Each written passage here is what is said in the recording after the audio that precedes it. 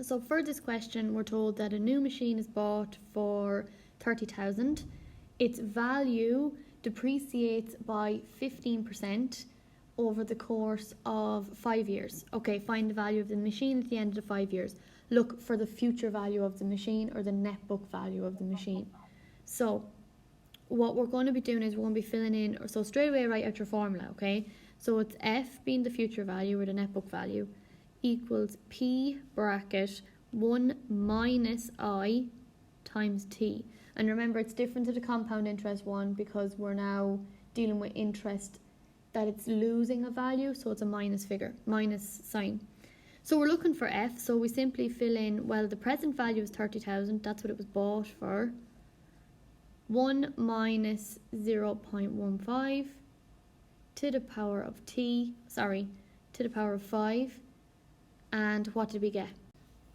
Okay, so when we put that into a calculator, we're going to come out with 13,311, and remember we're dealing with money, so it's 0.16 because it's 0.159, which is 0.16.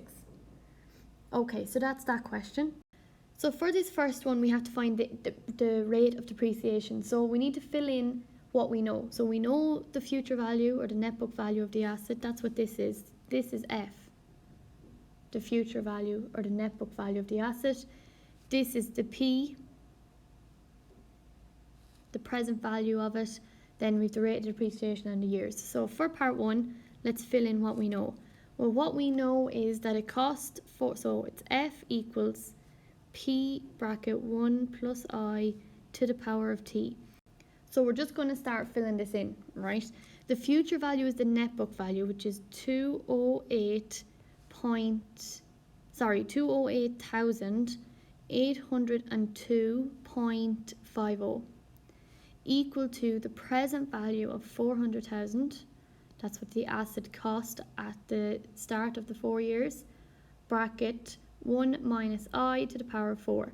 Now, we need to break that down. So I need to divide these two amounts here. I need to divide 400,000 and the 208,000, okay?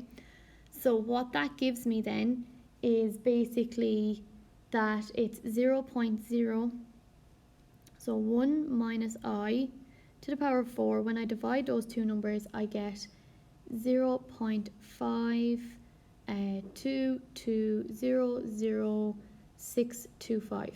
Now, it might seem a bit monotonous writing all that out, but stick with it. And then what we do is we have to get rid of this 4 here, okay? So we're going to have to find the root of that. So when we do that, we're going to be left with 1 minus I, okay? It's going to be equal to, we put the 4 here, and when you put this into your calculator, 0.52200625, you're going to come out with 1 minus I is equal to 0.85, okay? And then what you're going to do is you're going to say, well, 1 minus 0.85 is equal to I, okay? So I is basically equal to 15.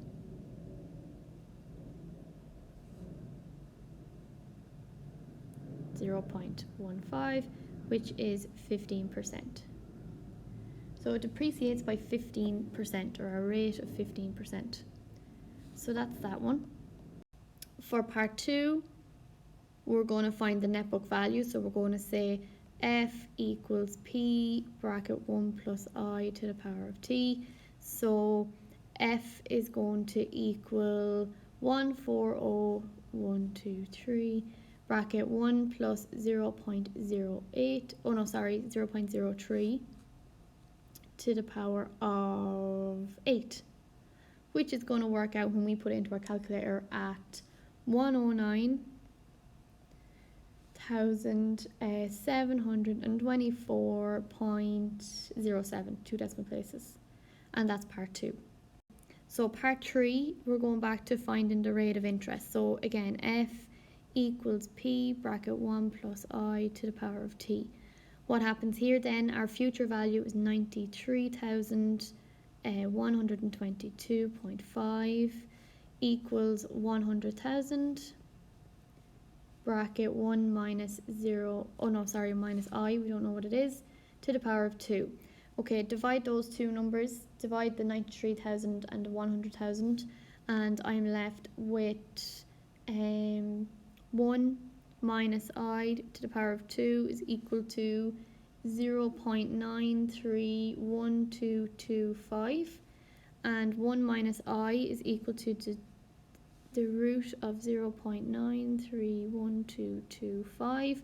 Again, put that into your calculator and you're going to come out with 1, so it's going to be 0.965, so it's going to be 1 minus I is going to be equal to 0.965, and when we continue that across, then what we're actually going to be left with is I is equal to 1 minus 0.965, which is equal to 0.035.